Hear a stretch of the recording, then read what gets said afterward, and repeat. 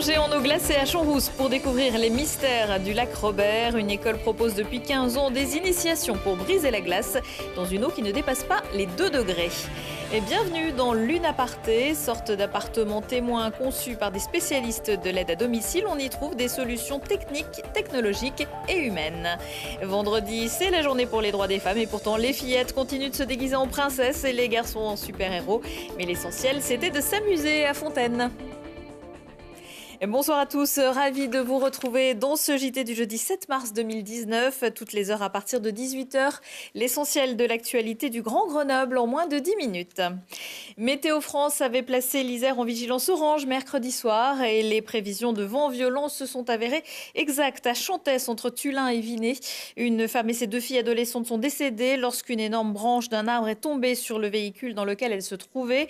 Le père qui était au volant en est sorti indemne. Dans le département, les sapeurs-pompiers sont intervenus une 60aine de fois pour des dégâts matériels en montagne. Les spécialistes ont enregistré vers minuit des rafales à 134 km/h sur les hauteurs de Lens-en-Vercors, 142 au Sept-Lô et jusqu'à 203 km/h à la Croix de Champs-Rousse. Pour échapper aux rafales, la solution, c'est de bien s'abriter à quelques dizaines de mètres de la Croix de Champs-Rousse au lac Robert. William Tumi a créé il y a plus de 15 ans une école de plongée sous glace équipée d'une combinaison de 7 mm d'épaisseur.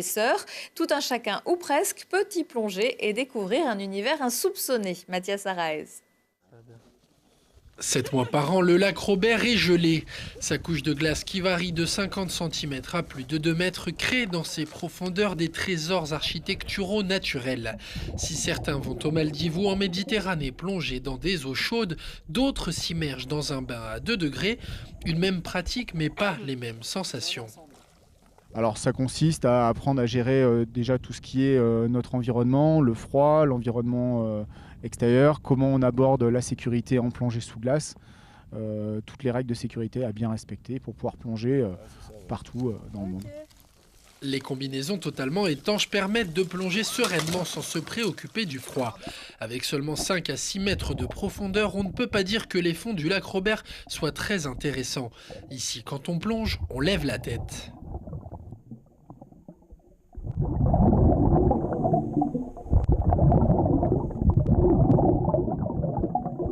Alors dans la pratique, pour se déplacer, on va évoluer justement sous cette couche de glace et on va se haler un peu sous cette glace avec les mains, jouer avec nos bulles au plafond, se déplacer vraiment lentement de trou en trou en suivant notre ligne de vie. On n'observe pas du tout les mêmes choses en fait. Enfin, là, c'est même pas une question de descendre, c'est juste de regarder sous la glace et les bulles d'air, les différences de relief. On voit bien effectivement où il y a eu des effondrements comme on a pu nous l'expliquer et où ça s'est reformé, donc voilà. Encore rare en France, la plongée sous glace se développe peu à peu.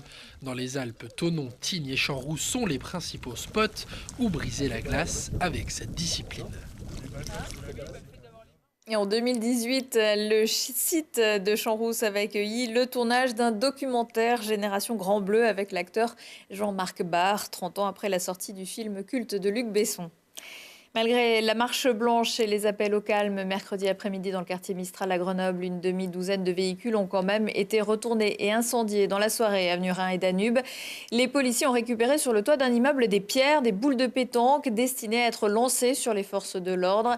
Par ailleurs, menacés sur les réseaux sociaux, 2 policiers ont porté plainte après avoir été accusés d'être impliqués dans l'accident dans lequel 2 jeunes sont décédés samedi dernier. Les Restos du Cœur remettent le couvert. L'association et ses 72 000 bénévoles vous attendent dans 7 000 grandes surfaces partout en France les 8 et 9 mars. Objectif, récolter 8 000 tonnes de denrées, les produits indispensables au fonctionnement des restos pendant l'été. Produits alimentaires non périssables, conserves, sucre, farine, café et autres, mais aussi des produits d'hygiène et pour bébés. Les Restos du Cœur de l'Isère, qui enregistrent une hausse de plus de 10% des demandes d'aide, inaugureront un nouveau lieu d'accueil en septembre, rue de Stalingrad à Grenoble. Home Sweet Home pour les personnes âgées ou en situation de handicap. De voir un jour quitter son logement pour une institution spécialisée est souvent un moment difficile. De plus en plus de solutions techniques, technologiques et humaines permettent dans certains cas le maintien à domicile. C'est pour les découvrir que la TASDA, Technopole Alpes Santé à domicile, l'UNA Isère, Fédération d'aide à domicile, et le bailleur social Actis ont créé l'appartement Unaparté, un espace pédagogique et de démonstration. Quand on commence à devenir fragile ou à être en perte d'autonomie, comme on dit, des pertes d'équilibre, des troubles de la mémoire, des troubles de la vision, finalement on cherche à rester, si je puis dire, évidemment complètement autonome au domicile, donc à avoir des solutions qui m'aident à compenser ou à vivre avec ma fragilité ou mes difficultés. Et donc il y a un certain nombre de solutions qui vont m'aider à faire ça. Par exemple, j'y vois moins bien, eh bien, il y a des systèmes qui vont pouvoir lire automatiquement des étiquettes. Je perds l'équilibre, eh bien, il y a des systèmes qui vont permettre soit de me tenir sur une barre d'appui, soit avoir des accès au balcon avec des pentes inclinées pour pas que j'ai une marche à passer. Je commence à oublier éventuellement des équipements électriques ou ma baignoire qui coule, donc j'ai un capteur d'eau ou j'ai une prise électrique qui va me rappeler que le dispositif est toujours en marche et donc il faut que j'aille l'éteindre. Voilà. Donc en fait, c'est autant de solutions qui participent finalement du confort, qui ne sont pas forcément des solutions très spécifiques, mais ce confort va m'être utile du fait que j'ai plus les mêmes capacités ou les mêmes habitudes qu'avant. Donc cet appartement va essayer de donner des exemples et d'illustrer qu'il existe des solutions pour inciter les professionnels et les usagers à aller les chercher et à s'en emparer. Et il existe des aides financières pour s'équiper. Une journée porte ouverte est organisée à l'Unaparté ce vendredi. Rendez-vous au 48 rue Félix-Exclangon à Grenoble de 9h à 17h. Qui se cache derrière ce masque à découvrir à l'occasion de la saison des carnavals? À Fontaine, on ne déroge pas à la tradition. Et c'est précisément le jour de Mardi Gras que la commune organisait son carnaval. Le thème cette année, l'aventure, avec la participation de 4 compagnies artistiques et 2 batucadas. Fanny Chachat s'est glissée dans le cortège. Au cœur du carnaval, la fête, la créativité et les rires bien sûr, mais à Fontaine, on n'oublie pas qu'il a aussi pour but de bousculer l'ordre établi.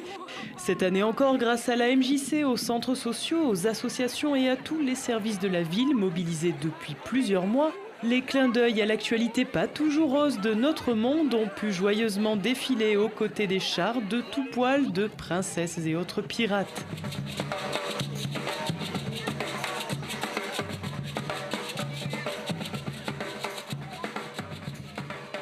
Chaque année, on attend avec impatience ce carnaval parce que c'est un moment de rassemblement dans la période hivernale qui manque. Il manque de lien social dans cette période-là. Et nous, on est ravis qu'à cette période-là, on puisse réunir les Fontainois et puis qu'on puisse faire participer autant de monde autour de l'événement, que ce soit des personnes âgées à la petite enfance, à la jeunesse. C'est vraiment un événement intergénérationnel dans toute sa splendeur. Et là, on voit moi, je suis fascinée. Je vois des gens qui arrivent de tous les côtés. Je suis fascinée. Fascinés aussi les regards des plus jeunes devant les géants de bois et de papier mâché. À peine les cendres de cette soirée ont-elles disparu des rues qu'il faut vite songer à de nouvelles idées. Le prochain carnaval, c'est dans même pas une année. Mais les carnavals devraient s'échelonner dans les communes alentours pendant encore un bon mois. Le masque de gardien de hockey sur glace faisait fureur à l'époque de la sortie du film Vendredi 13. La star mercredi soir à Nice, c'était le gardien de Grenoble, auteur d'un blanchissage. Les Brûleurs de Loup se sont imposés 7-0 avec 4 manches à 0 face aux Aigles. Ils se qualifient pour les demi-finales de la Ligue Magnus avec une belle présence dans cette ultime confrontation des revenants Sacha Trey et Kyle Hardy. Les demi débuteront sur la glace de Pôle Sud le 15 mars contre un adversaire sans doute plus aguerri. En attendant, vous pouvez toujours suivre le football. Le GF38 se déplacera vendredi soir à Clermont pour le compte de la 28e journée de Ligue 2. Grenoble, qui reste sur une victoire contre le Red Star, est actuellement 9e du classement général, presque à égalité avec les Auvergnats.